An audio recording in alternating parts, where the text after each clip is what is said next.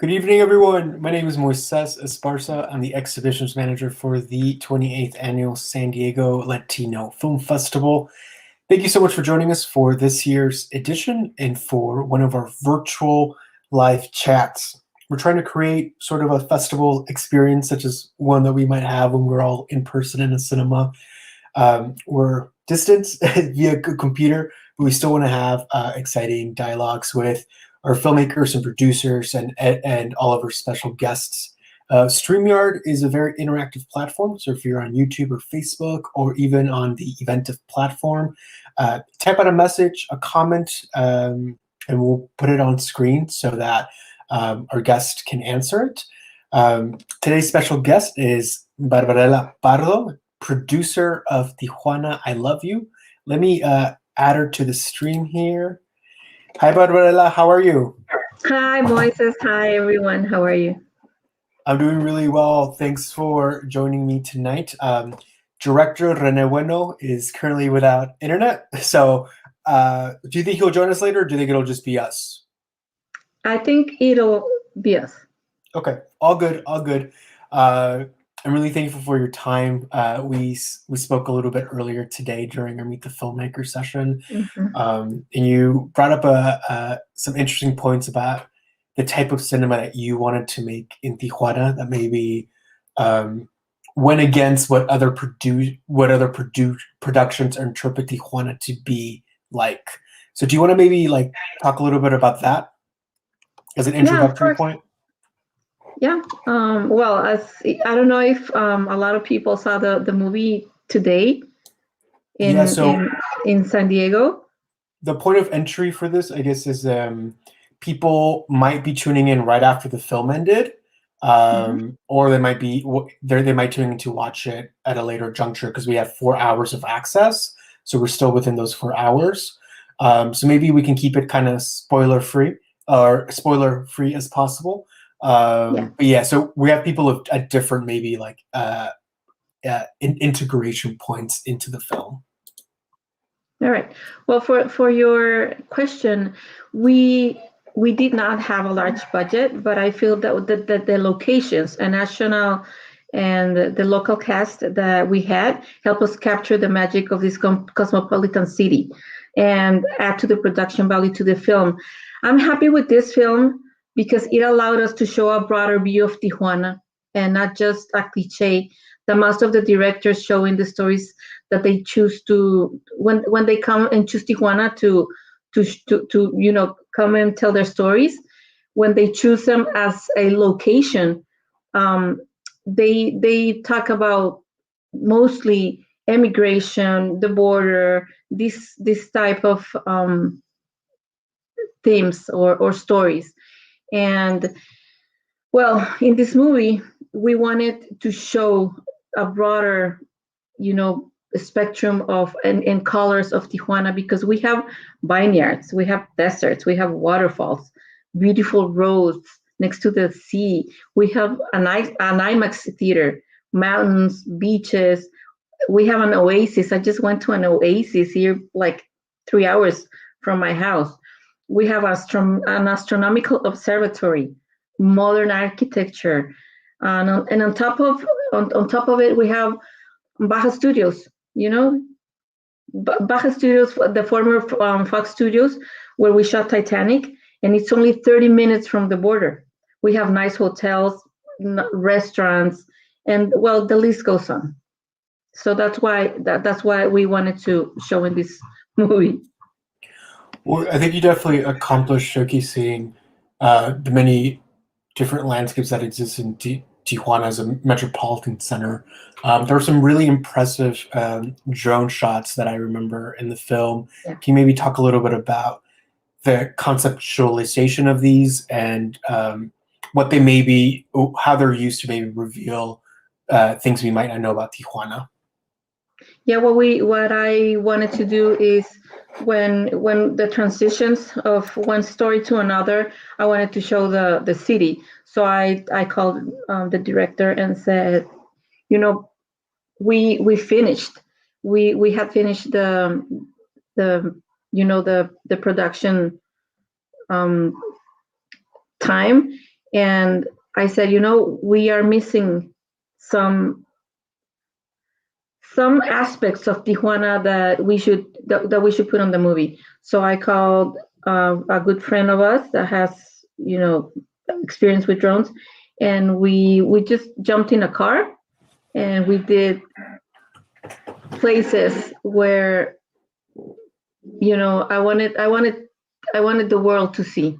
So we went to the city, and then we went to playas at Tijuana, and then we went to the stadium, and I don't remember some streets, up in a high neighborhood that we have in Tijuana, and also El Rio Tijuana, the river that goes from one pond, La Presa, and it goes all the way to the sea, to the ocean. So we shot that, and then I sent I put it in a hard disk, and I gave it to Rene, and then Rene went to Los Angeles and started editing and put it into the film. Oh, wow.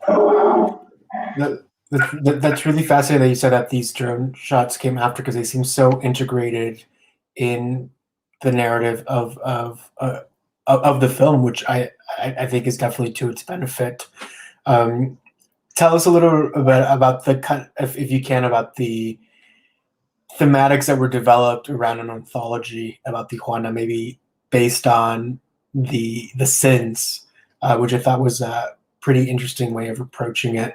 And maybe when I hear the title Tijuana, I Love You, I think about other anthology films like New York, I Love You, or Paris, Je T'aime. And so I'm wondering, maybe talk a little bit about the inception of this idea and how the seven sins were chosen to kind of frame the narrative.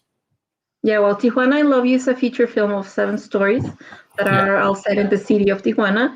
And the screenwriter and director, Rene Bueno, followed this model of films that have been made in various cities around the world, such as Paris, I Love You, New York, I Love You, Berlin, I Love You, and others. And it's a dynamic anthology film that shows modern life in Tijuana through the lens of 7 deadly sins: pride, lust, gluttony, greed, sloth, wrath, and envy. And this movie is all made of different short films, where the cities are protagonists in a certain way. So meaning that each city has its own personality.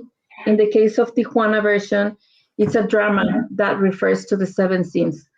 All the stories have to do with relationships and their diverse complexities. The concept is based on the possibility of observing people passing through Tijuana street, following someone who catches our attention, and inviting their privacy for an episode in their life. The stories intertwine only by a chance of place and time. Before when we did the meet and greet, I said that the characters intertwine, but thinking about it, I think it's the place. I think it's Tijuana. The stories intertwine only by chance of place and time. And well, this film is written and directed by Rene Bueno, for whom I also produced Lo Más Sencillo es Complicarlo Todo, that it's in Netflix right now, and Inquebrantable. The photography is by Alberto Lee from Mexico City, and they both are like mancuerna. They always work together, and they know how they both want to tell the stories, because they have been working together for a long time.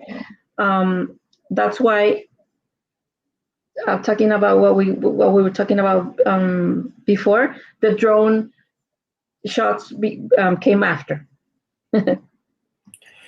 You mentioned this, maybe intersections in Tijuana streets, or the city itself being the point of departure for a lot of these stories, and that brought to mind maybe some nice parallels between the opening and closing shots, where it's kind of street level shots, and then at the end you actually see the camera coming down to kind of foot level, creating maybe this I don't know if anonymity is the right word, but this idea that these stories could be about anyone in Tijuana potentially.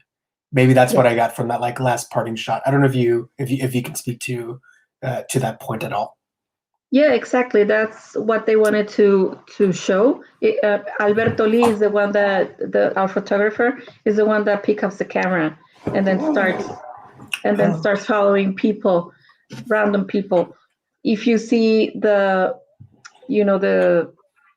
camera, it's moving all the time. So it's because of that. And then there's also interesting inner titles with quotes from famous authors that kind of start each different chapter. Mhm. Tell us about this decision to include these kind of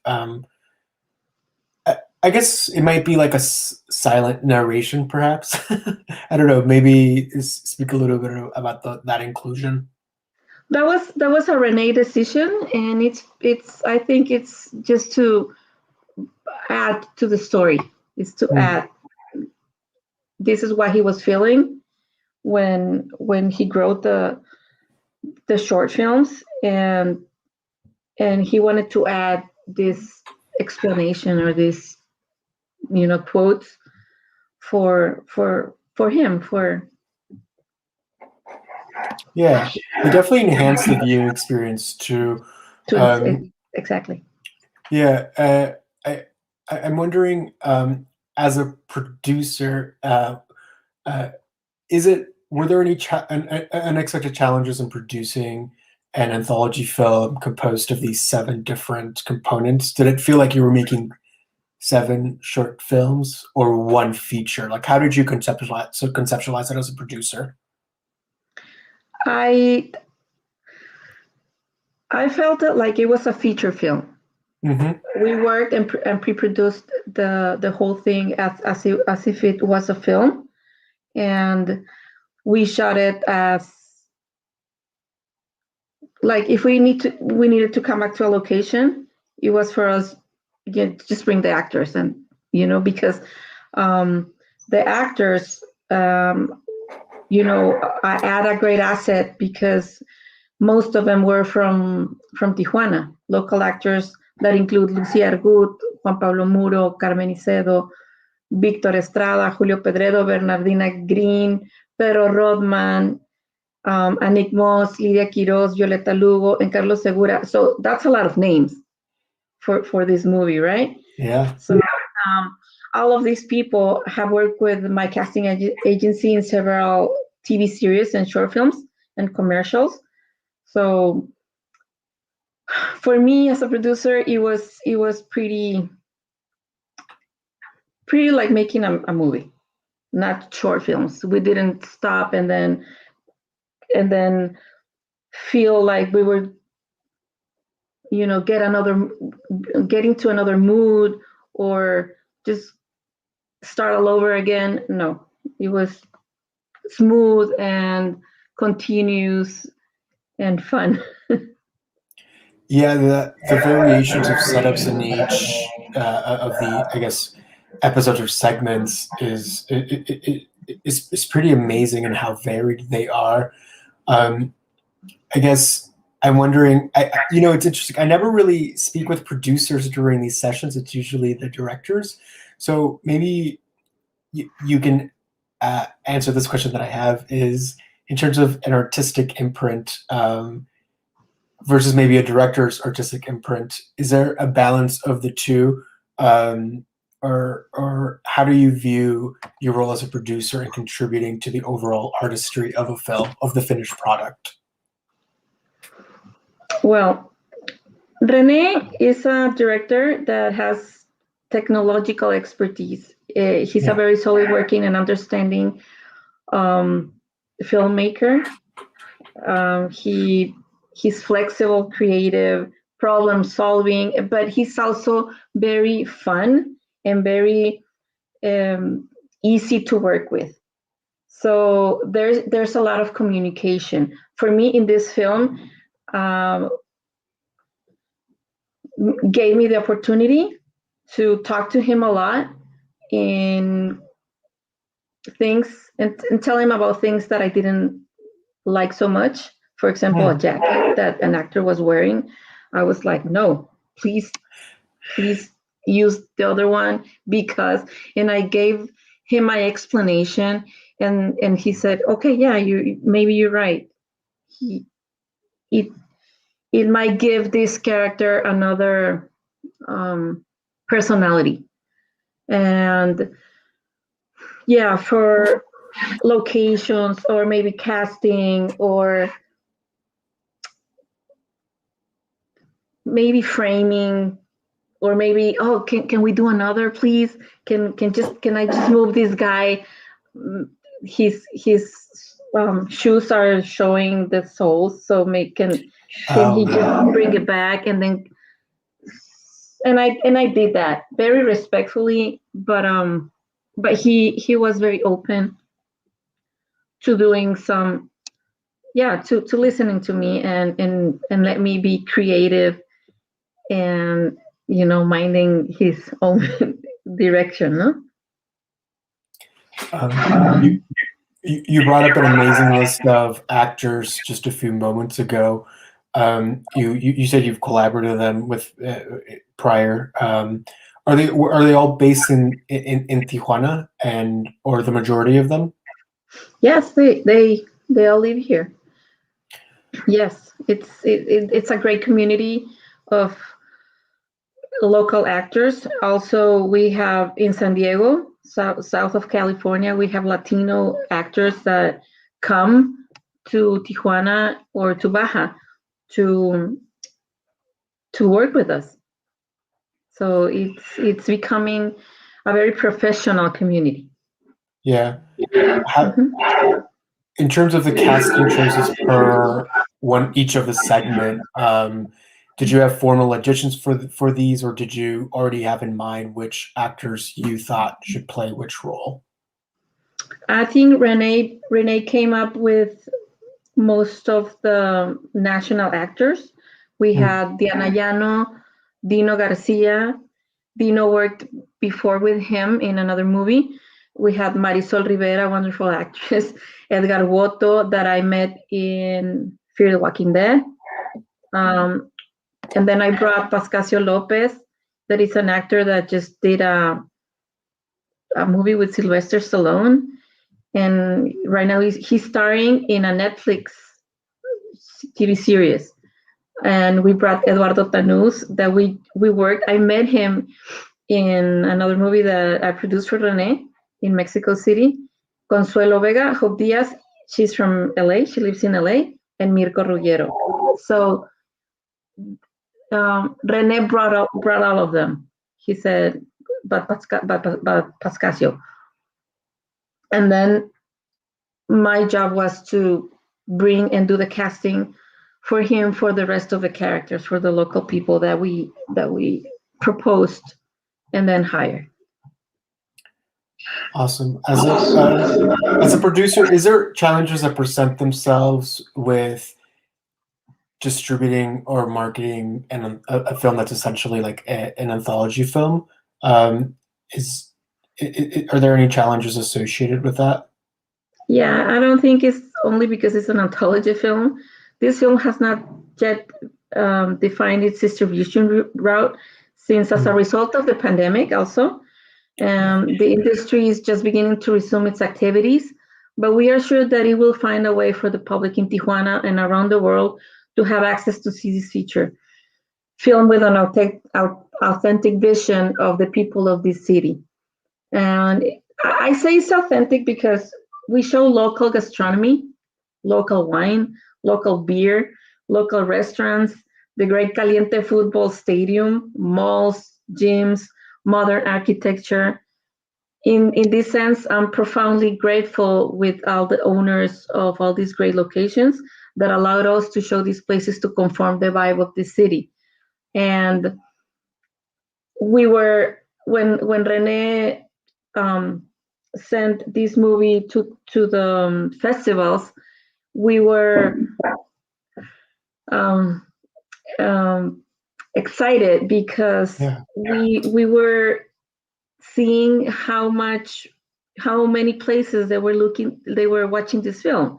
Serbia, Canada, Europe. It showed in España, in Madrid, and well, places that I don't even remember the names because they're not familiar with me, but it's been selected in many parts of the world for some festivals. And we were very excited because we were like saying, "Wow, what are they saying about Tijuana? Like, what's this place?" You know, we all always hear about Tijuana being trouble, the border, and all these stories. You know that maybe are cliches because they all talk about the the immigration and the narcos, ¿cómo se dice? Narcos. Narcos. The narcos. And well, Tijuana is not that. It's not that. It's broader, it's colorful, it's cosmopolitan, it's just a lot of things that I already said. Yeah, that's fascinating. It's fascinating for me to think that in that perspective, that people from across the world would look at this film and maybe form their own perception of what this particular city is like. Have you found any maybe controversial, or has anyone ever found the theme of the Seven Deadly Sins a controversial, maybe narrative framing device in places that you've screened the film, or has it been like pretty widely accepted without any, I guess, controversy? Yeah, it hasn't had any controversy at all. Our actors just saw it in your festival, and so thank you so much for inviting us, and they all love it. Me as a producer and as a casting director, I always mind what my actors have to say about it, and they I love it. They all love it, and no, we haven't had any controversy or I don't know. Yeah. In terms, could you point to maybe a specific experience in the film that maybe allowed you to grow professionally as a producer? I don't know. I'd be interested in hearing about any growth experiences that you experienced while in the production of this movie. I think being able to produce it alone with because on other films I have another producer helping, or it's everyone doing their job, but I was line producing, I was executive producing, and I did casting. So maybe I think that allowed me to feel that I was responsible for everything.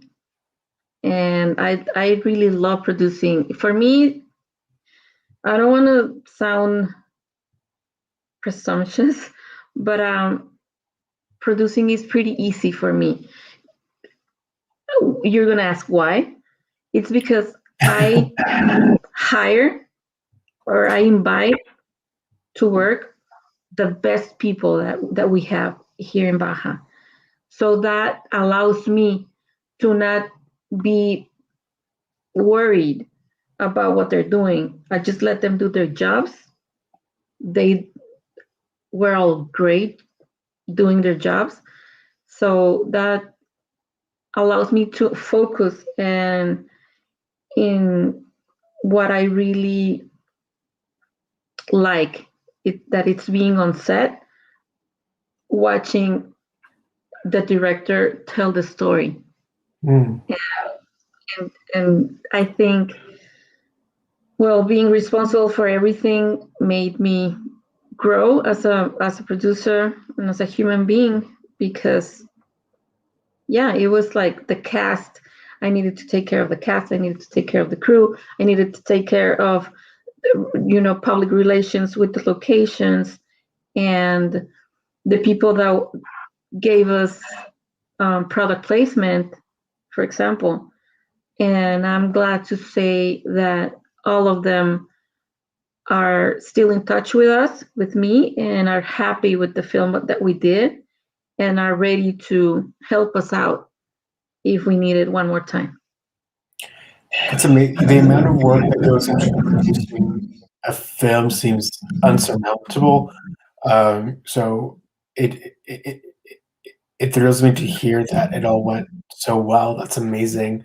Um, Maybe a question more about the content of the film itself and the way it's organized. And there might not be a reason, but I'm just curious.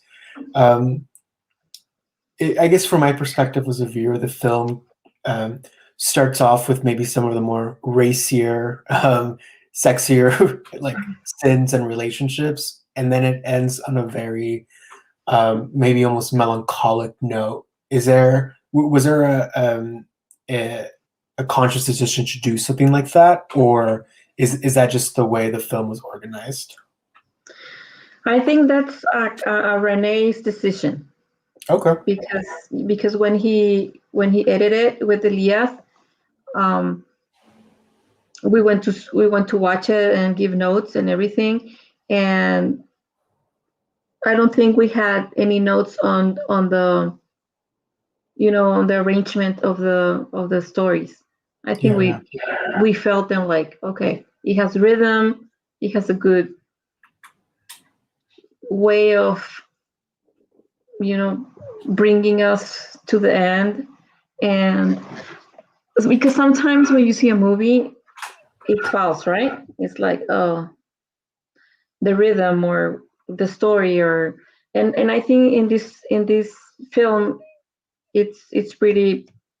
It has its own rhythm. It's a good pace. Yes, and I think the last story is the way it should have ended. So, but I think that's a Rene question of the the decision of the how he put it.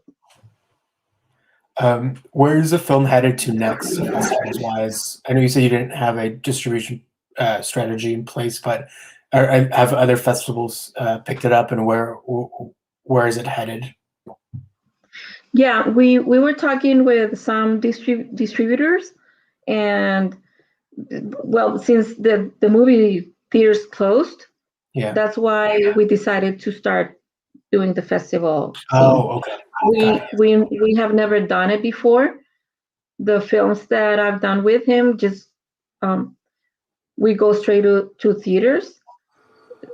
So for this one, it's our first time. This is my first time in the San Diego Latino Festival, for example, and I have a career, like a 25-year career here in Tijuana. Wow. Okay. This is my first time as a guest. So for us, it's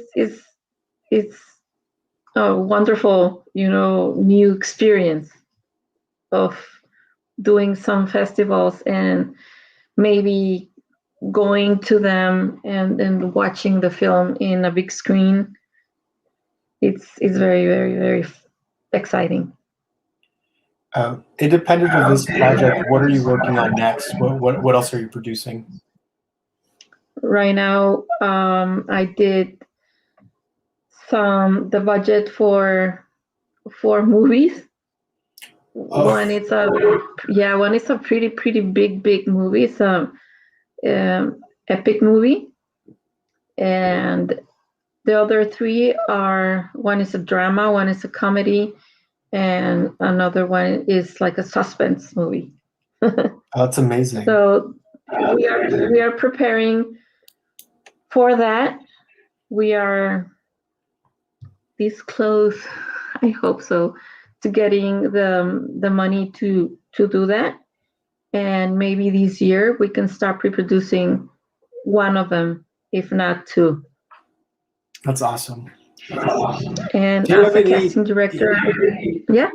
No, go ahead. Well, as a casting director, I'm on standby for a Sony Paramount TV series called Coyote.